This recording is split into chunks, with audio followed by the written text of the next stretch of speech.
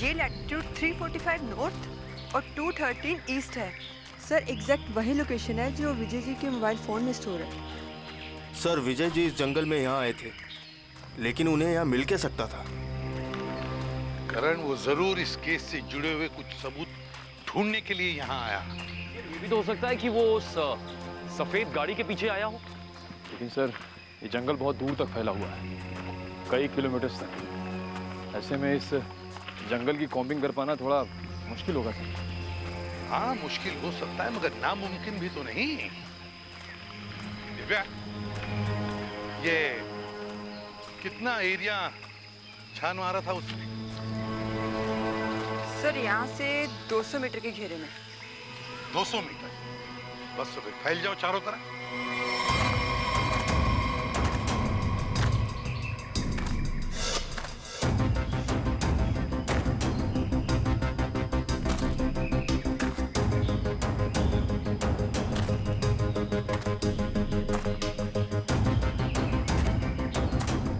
Sir. हाँ हाँ Nikhil. Sir हाँ ये देखिए सर।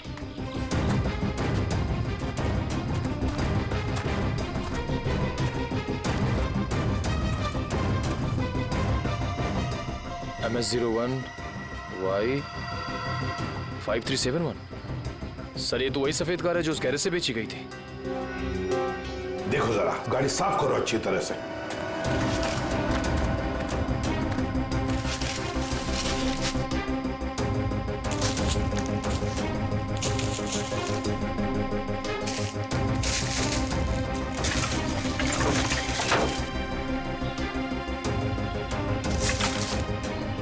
साफ करो, अच्छी तरह से साफ करो।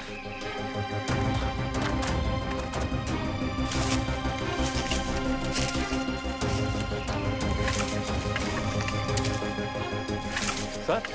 हाँ सर ये गाड़ी इतनी ऊपर खाई से नीचे गिरी कैसे होगी?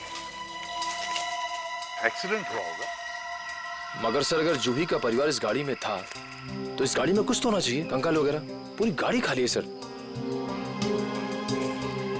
सर 10 साल हो गए, कीड़े सब खा गए होंगे अंदर। हाँ मगर केविन कुछ तो मिलता, कुछ तो मिलता है ना। एक काम करो, एक गाड़ी के अंदर जितनी भी धूल मिट्टी है सब इकट्ठा करो। करण जाकर वैक्यूम क्लीनर लेके आओ। सर ऐसा भी तो हो सकता है कि वो लोग कभी गाड़ी में थे ही नहीं। केविन ये भी तो हो सकता है कि गाड़ी के अंदर जितने भी परिवार वाले थे उनकी लाशों को कहीं और फेंक दिया और गाड़ी को यहाँ खाई में लाकर नीचे ढकेल दिया।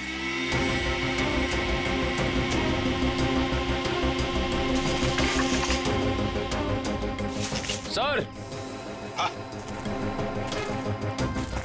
ये देखिए सर, लॉकेट। सर ये तो जूही की माँ का लॉकेट है। बिल्कुल ऐसा ही लॉकेट मैंने उन्हें एक फोटो में पहने हुए देखा है। जूही की माँ का लॉकेट? जी। फिर इसका एक ही मतलब हो सकता है कि जूही के परिवार वालों को इसी गाड़ी में लाया गया और फिर उनकी लाशों को कहीं और ठिकाने लगा दिया और गाड़ी को यहाँ इस खाई में लाके ढकेल दिया ताकि कोई सबूत न रहे। ना रहेगा बांस, ना बजेगी बांसुरी। जी साळुंखे साहब, कुछ पता चला? अरे यार अभिजीत, ये बात गलत है यार। आते ही धन्य से सवाल कर देते हो। मैं यार आए हो, हाल चाल पूछो, अपने बताओ। मतलब हालचाल? अरे हालचाल पूछने वाला था सर। कैसी है तारिका जी? अरे भाई साहब, मैं अपने बारे में बात कर रहा हूँ भाई। मेरे भी तो हालचाल पूछ सकते हो ना यार। आपके? हाँ क्यों? हाँ क्यों नहीं, क्यों नहीं। आपके हालचाल कैसे कैसे हैं आप? हाँ मैं अच्छा हूँ, ये हुई ना बात। अब आओ पूछो। अरे आए हो, हाल चाल पूछो, हाय हेलो करो, काम तो होता ही रहता है, बताएंगे ही ना। अब बताओ क्या पूछ रहे थे तुम? ये जो धूल मिट्टी मिली थी कार में से, हाँ इसमें से आपको कुछ मिला? हाँ अभिजीत, इस मिट्टी में से हमें एक नाखून का टुकड़ा मिला और कुछ बाल मिले। उनमें से एक बाल किसी 40 साल की महिला का है और ये नाखून का टुकड़ा किसी 10-12 साल के बच्चे का है। और इन दोनों का रिकॉर्ड नहीं है हमारे पास। जरूर ये जूही की माँ और उसके भाई का होगा। और बाकी बाल के टुकड़ों का अभी भी टेस्ट चल रहा है। रिपोर्ट लेने गई है श्रेया। सर, पता चला है कि रघुनाथ जी की फैमिली के गायब होने के कुछ दिन पहले ही उन्होंने अपने खास एम्प्लॉई मुकेश को नौकरी से निकाल दिया था। मुकेश? कहीं सबके पीछे इस मुकेश का हाथ तो नहीं? सर, जो बाल के टुकड़े टेस्ट के लिए गए थे उनमें से एक बाल का डीएनए मैच हो गया है। किसका? भानु नाम है उसका। अंडरवर्ल्ड का कॉन्ट्रैक्ट किलर है, सुपारी लेके मर्डर्स करता है और कई मर्डर केसेस भी चल रहे हैं उस पर। भानु?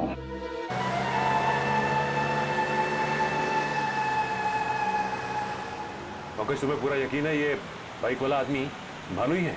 हाँ सर, सिग्नल तो यही बता रहा है। हाँ।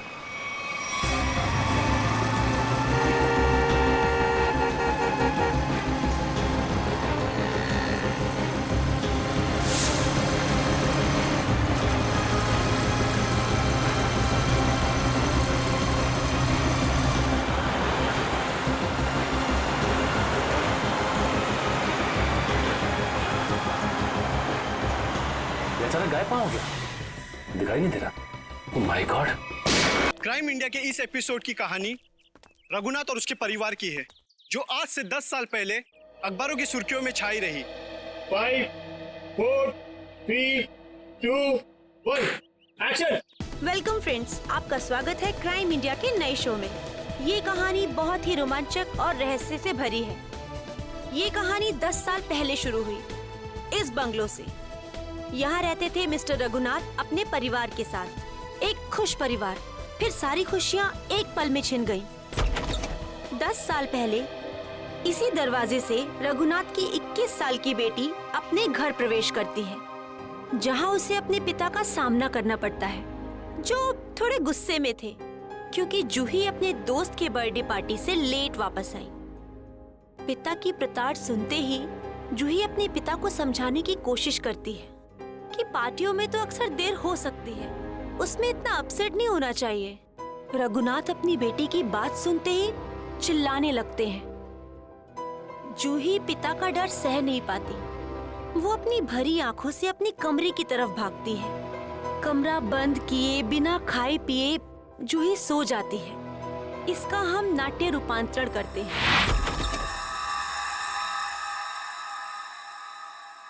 मम्मा, पापा, मम्मा, मम्मा, पापा। ये क्या? घर में कोई नहीं है क्या? ऐसा तो कभी नहीं होता है।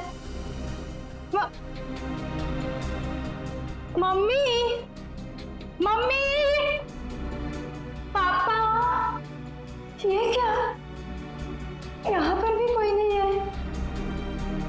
कहीं बेडरूम में तो नहीं है? मम्मी, पापा, मम्मी, पापा, ये क्या? कहाँ गए सबके सब? मम्मी, मम्मी, आप यहाँ पर हो? मैं कितनी परेशान हो गई थी पता है? मम्मी, मम्मी,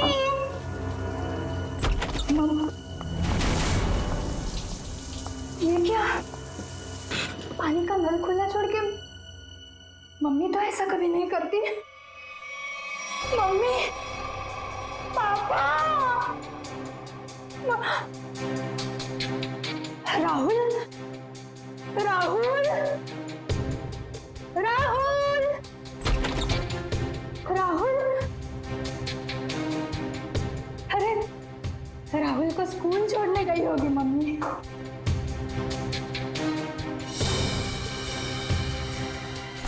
राहुल का स्कूल बैग, मतलब मम्मी राहुल को स्कूल छोड़ने गई। राहुल भी नहीं है। मम्मी, पापा, पापा की गाड़ी।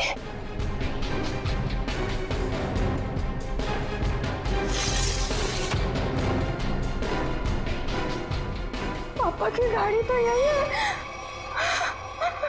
पापा तो ऐसा नहीं करते कभी। पापा,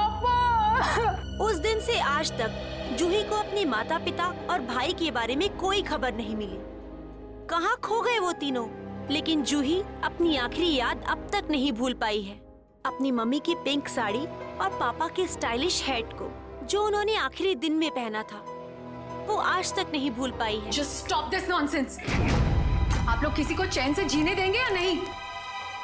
प्लीज मैम, आप प्लीज रुकिए। Shut up. और आप मेरे घर आए कैसे? परमिशन लिए ma'am. To hell with your permission. लोग मेरी जिंदगी को टेलीविजन शो का तमाशा समझते हैं। किसी के भी दर्द को स्टोरी बना देंगे। जिस घर से मेरी यादें जुड़ी हैं, आप उन्हीं यादों को एक्सपोज करेंगे। ये मैं नहीं होने दूंगी। Just go from here. चाहिए। ट्रस्ट मी मैम, हम ऐसा वैसा कुछ नहीं दिखा रहे हैं, बल्कि ये तो आपके लिए अच्छा ही है कि हो सकता है कि शो के बाद आपको नए फोन कॉल्स आए कि आपके मिसिंग पेरेंट्स मिल गए हैं। प्लीज मुझे और लालच मत दो। छोड़ दो मुझे मेरे हाथ में। I said just go from here. Sir, live telecast चल रहा है, आप गलत ना समझे। हम पूरे मसले को बहुत सेंसिटिवली हैंडल कर रहे हैं। सर, समझाइए मैम को प्लीज।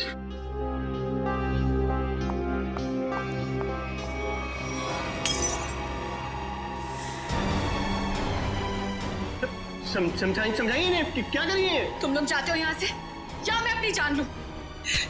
छोड़ो मुझे, छोड़ो मुझे, छोड़ो तुम मुझे। आज अपनी जान लेके दिखाओ। उदय, उदय, कितना खून निकल रहा है। पैकअप, पैकअप, चलो चलो चलो, इन्हें हॉस्पिटल लेके चलो। चल चल।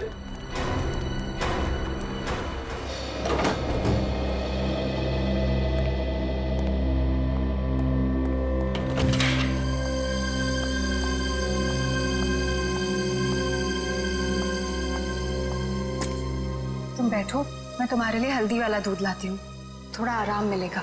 छोड़ो आराम आराम, इतनी फिक्र करती हो तो अपने गुस्से को कंट्रोल में रखना सीखो। मरने मारने पर उतर आई उस वक्त। तो फिर क्या करती? वो लोग मेरे घर वालों की इज्जत के साथ खिलवाड़ कर रहे थे, मेरे जख्म को रेत रहे थे। मेरे इमोशंस को कभी समझते ही नहीं हो। ऐसा नहीं है, नहीं समझता मैं तुम्हारे इमोशंस। जूही, मैंने ही कहा था, बहुत हिम्मत वाली लड़की हो। जिस तरह से तुमने इस दुख को समेटा और जिंदगी को फिर राह पर ले आई, कोई और होता कब का टूट जाता। तुम जैसा हमसफर बहुत नसीब से मिलता है। और तुम जैसा हस्बैंड भी हर लड़की को नहीं मिलता।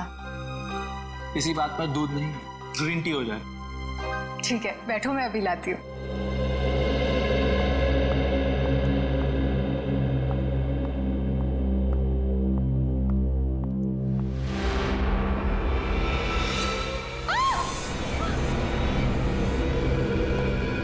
से उन्हें यही हैट पहनते देखा था।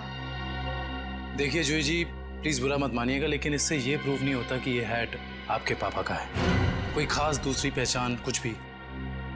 उदय, इन्हें पापा के वो सारे फोटोज दिखाओ जिनमें उन्होंने यही हैट पहना था।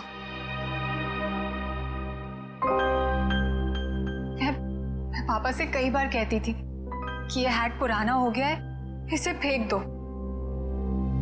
पापा कहते थे मेरा सर भी पुराना हो गया है, उसे भी फेंक दूं क्या?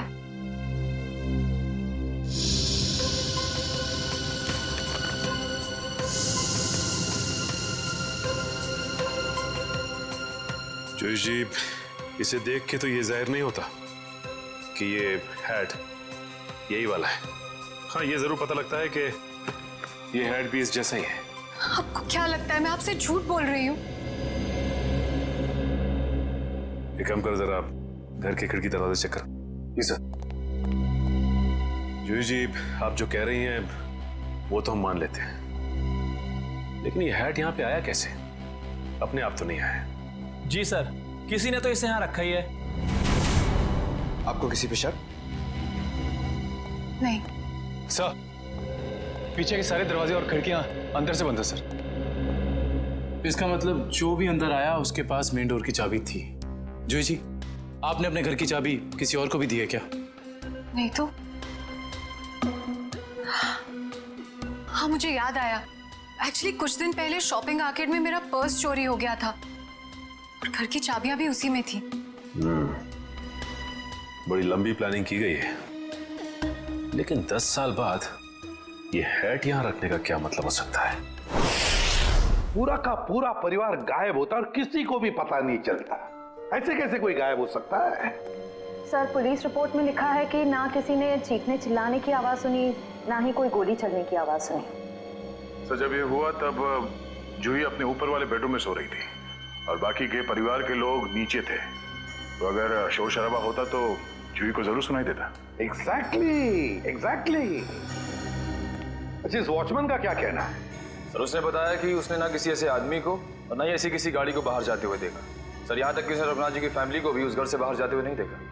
सर, रिपोर्ट में ये भी लिखा है कि घर में जबरदस्ती अंदर आने का कोई निशान भी नहीं मिला था। सर, एक बात समझ में नहीं आ रहा, जब घर के सारे लोग गायब हैं, तो ये जूही कैसे बच गई? वही तो, जूही को क्यों छोड़ा है? सर, हो सकता है उसे जानबूझकर किडनैप नहीं किया गया, ये भी कोई साजिश हो। अच्छा, उस हैट पर से कोई उंगलियों के निशान मिले? हाँ सर, उस हैट पे 5 लोगों की उंगलियों के निशान मिले हैं। 2 तो जूही और उसके हस्बैंड के हैं, बाकी के मैच नहीं हुए हैं। जूही और उसके पति की उंगलियों के निशान। हो सकता है 10 साल बाद जब अपने पिता की हैट देखी तो दोनों ने उठाई होगी। सर, अखबार की एक कटिंग में लिखा था कि रघुनाथ जी के एक भाई है, हिमांशु, जिनसे उनकी ज्यादा बनती नहीं थी। दोनों भाइयों में प्रॉपर्टी को लेकर कोई झगड़ा चल रहा था। अब बाद में हिमांशु ने जूही से कुछ पुराने इन्वेस्टमेंट्स लौटाने के लिए कहा था। सर, इस हिमांशु के बारे में पता लगाना पड़ेगा। सर, एक और बात पता चली है। क्या? सर, जब हम इस केस की फाइल्स लेने गए तो वहां से पता चला कि ये फाइल्स इंस्पेक्टर विजय भी 2-3 दिन पहले लेकर गए थे। इंस्पेक्टर विजय? यार, इंस्पेक्टर विजय तो रिटायर हो चुका है और फिर भी उसे इस केस में दिलचस्पी क्यों? रिटायरमेंट के बाद में तो केस छोड़ देना पड़ता है। नहीं, ये नहीं हो सकता। या तो रघुनाथ जी का केस सॉल्व होगा या तो रिटायर्ड इंस्पेक्टर विजय डिसॉल्व होगा। ये मेरी भी जिद है। और रणजीत, मैं बहुत नजदीक पहुंच गया हूं। किसी भी दिन कमिश्नर के पास पहुंच सकता हूं। सर्विस के दौरान 99 केस और रिटायरमेंट के बाद ये पहला केस, यानी हो गए पूरे 100। रणजीत, मैं बाद में फोन करता हूं। मैं देख के आता हूं क्या गिरा है।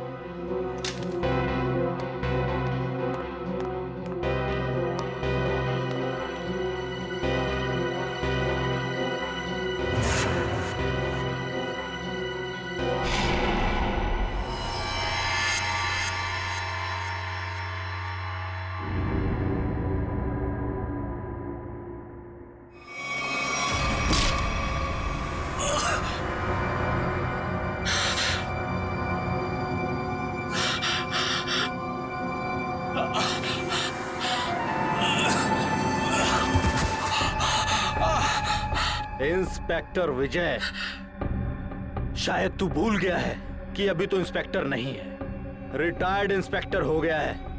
बस अब तेरी कहानी खत्म।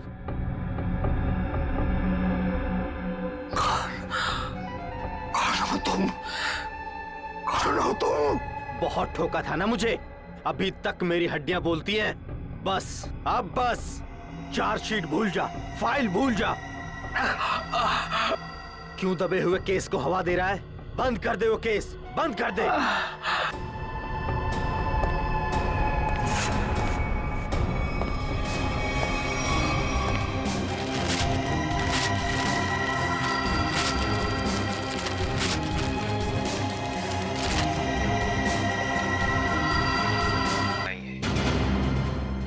तो सोचा क्यों ना आपसे ही पूछ लें। नई बातें आप लोगों को पता चली है और आप पूछना मुझसे चाहते हैं? आप कुछ टेंशन में लग रहे हैं। मैं टेंशन में नहीं तो। दरअसल भाई साहब को गुजरे इतने साल हो गए और आज आप लोग आए भाई साहब के बारे में इंक्वायरी करने के लिए। चलिए, उनके बारे में नहीं तो आप ही के बारे में बात कर लेते हैं।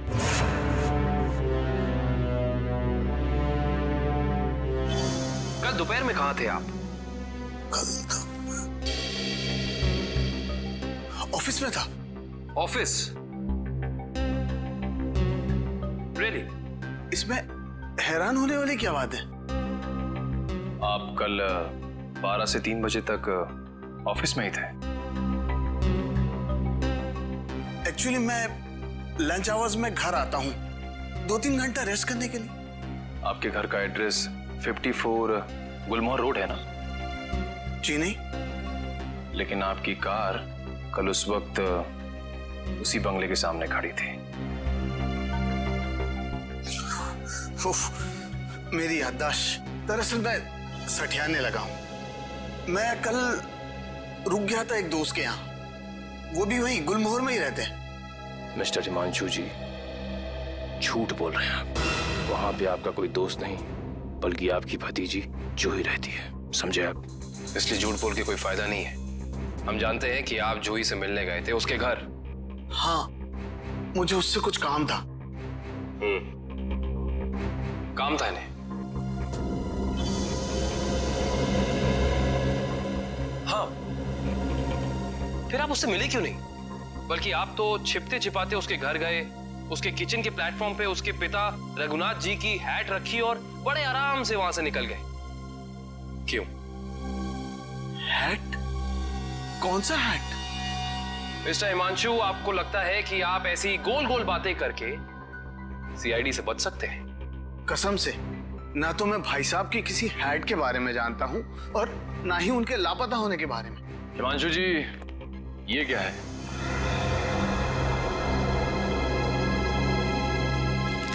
बॉन्ड्स है, मेरे ही है। यही चुराने गया था मैं वहां। बॉन्ड्स? हिमांशु जी, आप अपने ही बॉन्ड्स चुराने गए थे? मिस्टर हिमांशु, आप क्या बचपन से ही ऐसी बेफिजूल की पहेलियां बुझाते रहते हैं? पहली नहीं, सच कह रहा हूं। मैंने और भाई साहब ने मिलकर इन्वेस्ट किया था इनमें, लाखों के हैं। भाई साहब लापता हो गया और जूही कब्जा करके बैठ गई। दे ही नहीं रही थी। क्या करता, अपनी ही चीज चुरानी पड़ी।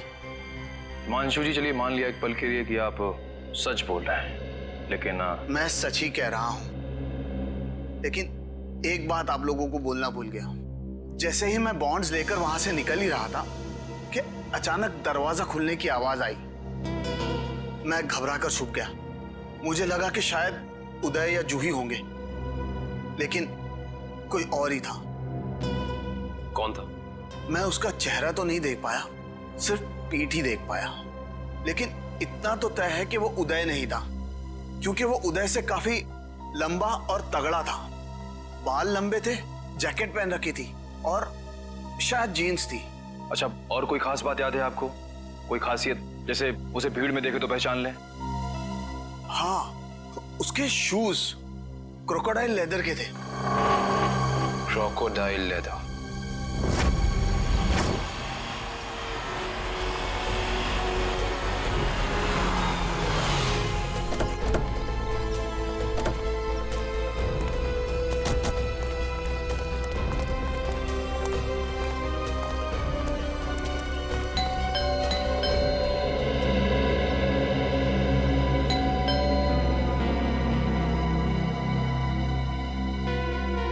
विजय, विजय, विजय सर। सर दरवाजे में से धुआं आ रहा है सर। माय गॉड, दुष्यंत दरवाजा खोलो। विजय, विजय, विजय, विजय, पेपर जल रहा है, जल्दी से बुझा लें। Yes sir. Vijay, Vijay sir.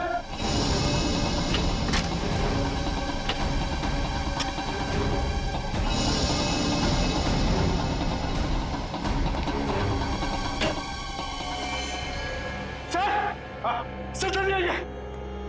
क्या हुआ पंकज? Oh my god. विजय,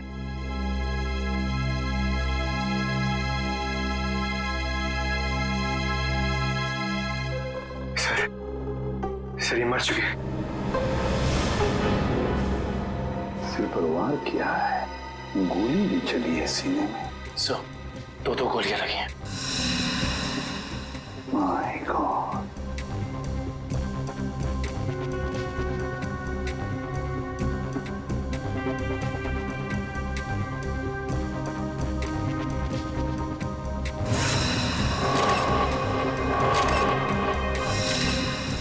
पंकज, पलटा मैंने।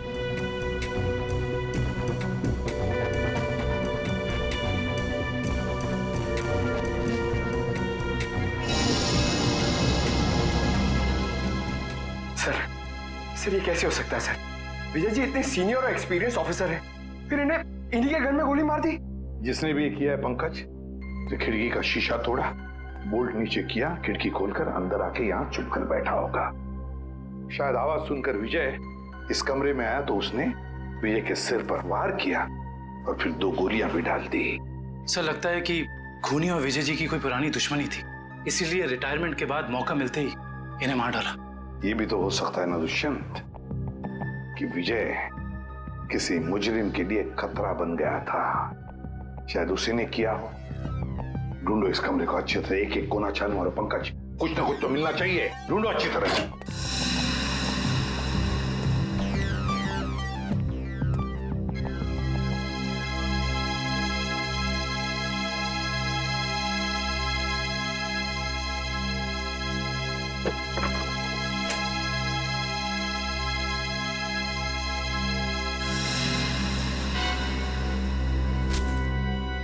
सर, हाँ, ये देखिए, रघुनाथ जी की केस फाइल, लेकिन इसमें कोई पेपर नहीं है सर। बाकी सब केस फाइल के पेपर्स हैं। ये देखिए सर, सब में पेपर्स हैं, सिवाय इसके।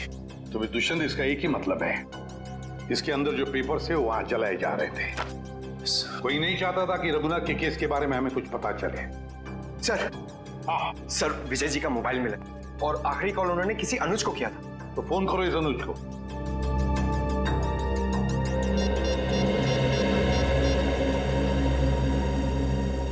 हेलो, अनुज कुल्फी वाले? अरे यार, मैंने 10 कार्टन मलाई कुल्फी बोली थी, क्या हुआ? अभी तक भिजवाई क्यों नहीं? क्या कुल्फी वाले नहीं हो? तो फिर कौन हो तुम? मॉडल? मॉडल है कि मैं कुछ नहीं जानता। तुम्हें कुछ नहीं पता। पंकज, अरे ये किधर जा रहे हैं आप लोग? तुम्हारे घर की तलाशी ले रहे हैं। अच्छा अनुज, ये बताओ कि जूही के घर से उसके पिता की हैट मिली है, इतने दिनों बाद वो हैट वहां कैसे आई? सर, मैं आपसे सच कह रहा हूं, ना तो मैं किसी हैट के बारे में जानता हूं और ना ही किसी गायब हुए परिवार के बारे में। अनुज, तुम्हारे और जूही के परिवार एक दूसरे को अच्छी तरह से जानते थे और फिर भी तुम कह रहे हो कि तुम्हें कुछ नहीं मालूम है? चलो ठीक है, तो अब बताओ, कल दोपहर को कहां थे तुम? कल मैं अपने एक फ्रेंड के एग्जीबिशन की ओपनिंग में गया था। फ्रेंड की एग्जीबिशन की ओपनिंग में गए थे? अच्छा। सर इसके घर में तो कुछ नहीं मिला और वो जूते भी नहीं जिसके बारे में हिमांशु ने हमें बताया था। अनुज, तुम होशियार बनने की बहुत कोशिश करते हो, मगर हो नहीं। फिर से मुलाकात होगी।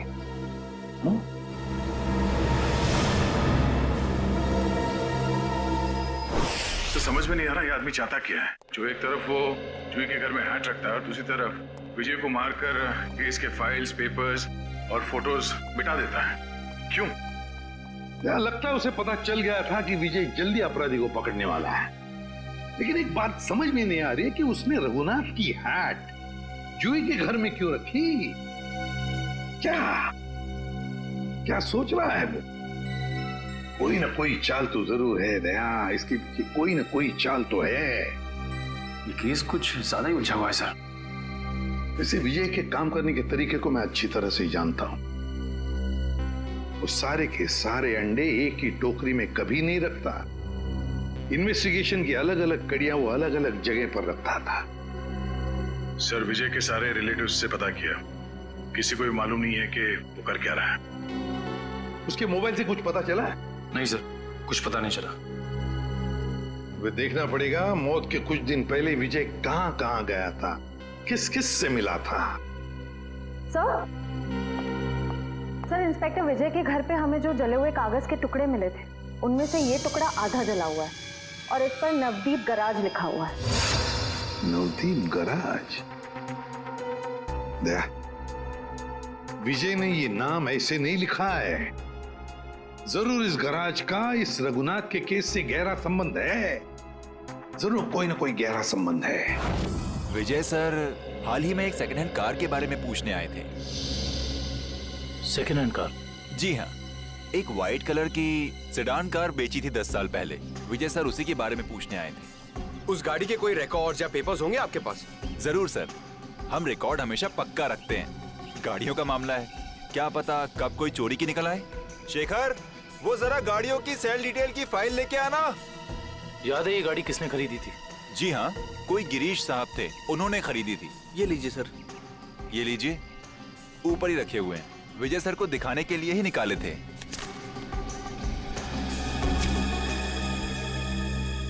ये देखो, ये कार 14 अप्रैल 2004 को बेची गई थी।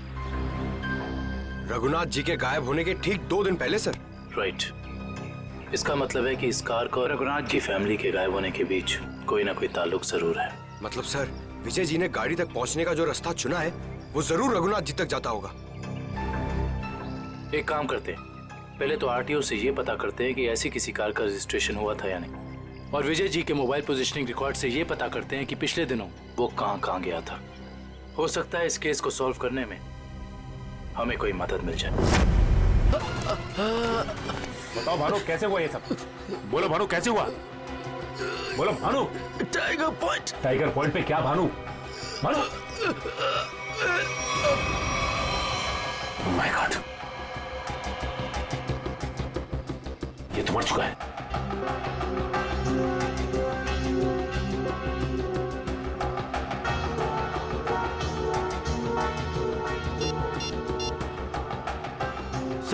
सर इसके मोबाइल में एक अनआइडेंटिफाइड नंबर से मैसेज आया था। एक मिनट।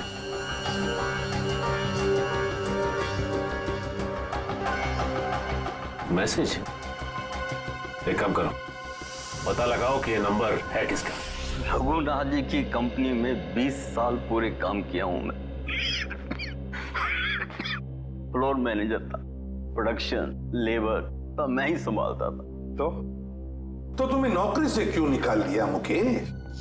जी सच तो ये है कि दोनों पार्टनर्स में यानी कि कुमार साहब और रघुनाथ जी के रिश्तों में दरार आ गई थी। दरार? इस दरार की वजह क्या थी? जी वो कुमार साहब को लगा कि रघुनाथ जी उनके साथ कुछ धोखा कर रहे हैं। चोरी छिपे कुछ डीलिंग्स भी कर लेते हैं, और इसलिए कुमार ने तुम्हें रघुनाथ पर नजर रखने के लिए कहा। जी हाँ, मैं रघुनाथ जी की हर खबर कुमार साहब को देता था। वो किससे मिलते हैं, क्या डील करते हैं, क्या लेन देन है, सब। और जब रघुनाथ ने तुम्हें पकड़ लिया ये सब करते हुए, तो उन्होंने तुम्हें काम से निकाल दिया। जी हाँ। और उसके ठीक 1 साल बाद में कुमार जी और रघुनाथ जी ने अपनी पार्टनरशिप खत्म कर दी। जी हाँ, ये तो होना ही था। अच्छा, वैसे इंस्पेक्टर विजय क्या जानना चाहते थे तुमसे? जी वो कुमार साहब के एक्सीडेंट के बारे में पूछने आए थे, जिनमें उनकी बच्ची और बीवी भी चली गई थी। और इंस्पेक्टर विजय को ऐसा लगता था कि ये एक्सीडेंट नहीं बल्कि एक मर्डर है। और जब पार्टनरशिप रही नहीं तो मर्डर की भी बात नहीं आती? जी दोनों पार्टनर अलग भी इस तरह हुए जैसे रजामंदी नहीं थी। और फिर दोनों एक ही बिजनेस में कंपटीशन करने लगे, और वो भी इस तरह की जैसे एक दूसरे को बर्बाद कर देंगे। और हाँ, कुमार साहब की मौत के बाद सबसे ज्यादा तरक्की और फायदा रघुनाथ सेठ को हुआ। कुमार की मौत का सबसे ज्यादा फायदा हुआ रघुनाथ को। सबसे ज्यादा फायदा। इस कुमार फैमिली के एक्सीडेंट के सारे डिटेल्स निकालो, देखे तो सही कि क्या ये वाकई एक्सीडेंट था या फिर। सर, आपको क्या लगता है कुमार की फैमिली की मौत के पीछे क्या रघुनाथ का हाथ था? कविन, रघुनाथ तो बिजनेस में कुमार से फायदा हुआ, इसका मतलब ये नहीं कि रघुनाथ ने कुमार को मारा होगा। Okay, thank you so much. लेकिन क्या पता चला एक्सीडेंट के बारे में? सर मिस्टर कुमार हर रोज की तरह ऑफिस से घर पहुंचे। घर से वो लोग एक रिसोर्ट के लिए निकले। उनकी पत्नी ने एक सरप्राइज वेकेशन प्लान किया था, क्योंकि अगले दिन मिस्टर कुमार का बर्थडे था। वो लोग उसी रिसोर्ट में बर्थडे सेलिब्रेट करने वाले थे। जब ये जा रहे थे, इनका बच्चा भी इनके साथ में था और उसी दौरान ये एक्सीडेंट हुआ। किस्मत भी अजीब खेल खेलती है, जहाँ एक पल खुशियाँ थीं, अगले ही पल मातम छा गया। सर लेकिन ये एक्सीडेंट हुआ कैसे होगा? गाड़ी का अचानक ब्रेक फेल हो गया। मिस्टर कुमार की गाड़ी की स्पीड बहुत तेज थी, वो गाड़ी को काबू में नहीं कर पाए और गाड़ी लुढ़कते लुढ़कते खाई में जा गिरी। कार के ब्रेक्स अचानक फेल हो गए। अचानक, बड़ी अजीब बात है। सर गाड़ी बिल्कुल नहीं थी। मिस्टर कुमार ने एक हफ्ते पहले ही वो गाड़ी खरीदी थी, तो ब्रेक फेल होने का सवाल ही पैदा नहीं होता सर।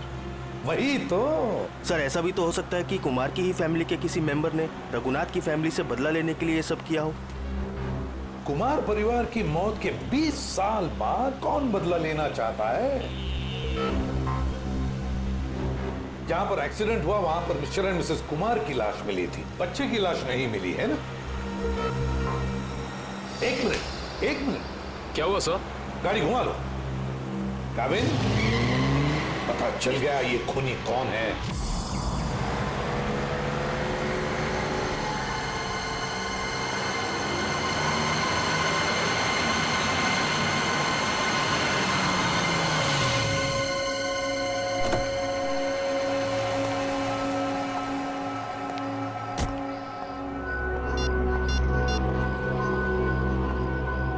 हेलो, हाँ मैं पहुंच गया हूँ 42 माइलस्टोन के पास।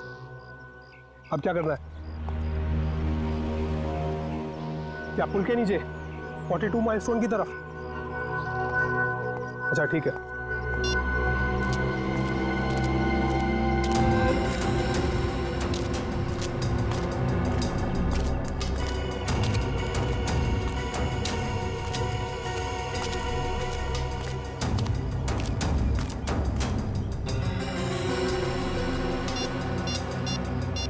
हेलो, हाँ आप किधर आना है? ये लेफ्ट राइट क्या लगा रखा है? पागल समझ रखा है क्या?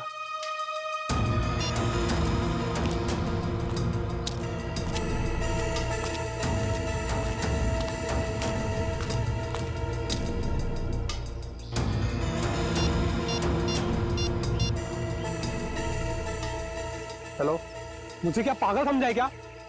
कब से इधर उधर घुमा रही है? चुपचाप सामने आ जा, नहीं तो मैं वापस चला जाऊंगा। इधर मेरा मुंह खुला और तुम जेल के अंदर, इसलिए जल्दी से सामने आ और मुझे मेरा रोकड़ा दे ताकि मैं जाऊं यहां से। मैं जा रहा हूं। घबराओ मत अनुज, तुम्हारा पैसा पेड़ के पीछे रखा है।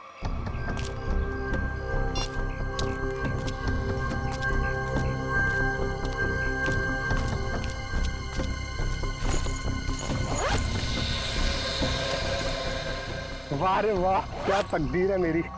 तो जैसे सोने के अंडा देने वाली 2-3 और मुर्गियां मिल जाए तो लाइफ सेट। कहो तुम मेरी चिंता मत करो अनुज, वादे के मुताबिक ये तुम्हारी आखिरी पेमेंट है। अरे बेवकूफ, सोने का अंडा देने वाली मुर्गी को कभी छोड़ता है कोई? अनुज भूलो मत, तुमने वादा किया था। अरे एक ब्लैकमेलर की बात पे तुमने यकीन कर लिया। चलो, थैंक यू।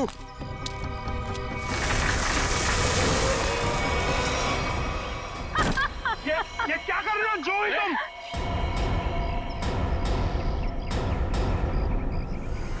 तुम क्या समझते हो अनुज? तुम मुझे ब्लैकमेल करते रहोगे और मैं सहती रहूंगी? हमसे उस्तादी बहुत भारी पड़ेगा तुमको। Shut up. यहाँ वही होगा जो मैं चाहूंगी। सोचो अनुज, अगर मैं तुम्हारा मर्डर करवा दूं, तुम्हारे टुकड़े टुकड़े करके चील कौओं को डलवा दूं, तो यहाँ तो किसी को इस बात की हवा तक नहीं होगी।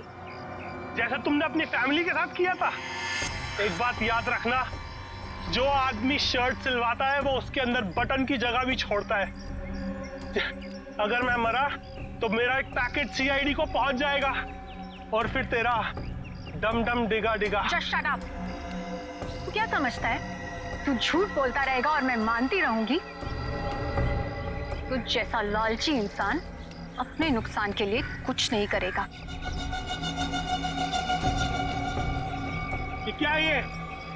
जूही, ट्रिगर दब जाएगा, इसको नीचे कर। जूही, तमंचे को नीचे कर प्लीज, इसको अंदर डालो, ट्रिगर दब जाएगा जूही।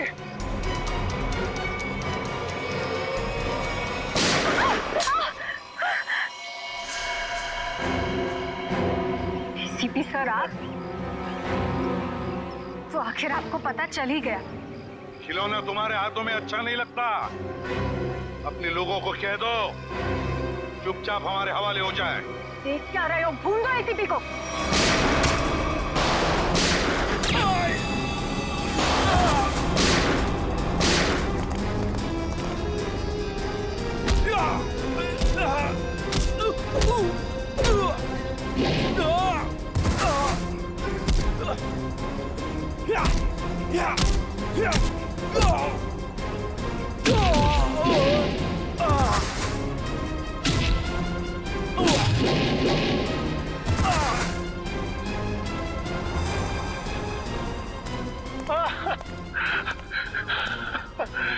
नहीं सर, मैं छोटा मोटा ब्लैकमेल हूँ सर।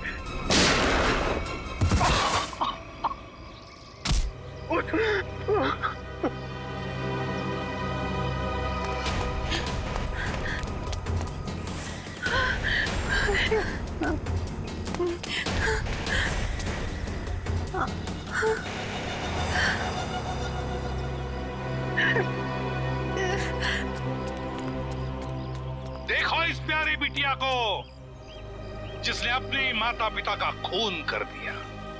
बताओ क्यों मारा तुमने अपने माता पिता को? वो मेरे माता पिता नहीं थे, उन्होंने सिर्फ मुझे गोद लिया था। मेरे असली पापा मिस्टर कुमार थे, जिनकी मौत एक कार एक्सीडेंट में हुई, और वो एक्सीडेंट रघुनाथ ने करवाया था।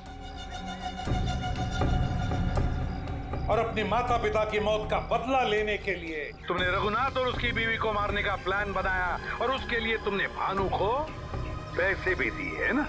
हाँ, और भानु ने उस काम को पूरा अंजाम दिया। उसके बाद तुमने भानु के हाथों विजय जी को मरवा दिया, और फिर भानु को भी अपने रास्ते से हटा दिया। हाँ, क्योंकि मैं अपने खिलाफ कोई सबूत नहीं छोड़ना चाहती थी। तो सारे इल्जाम अनुज पर आ जाए, है ना?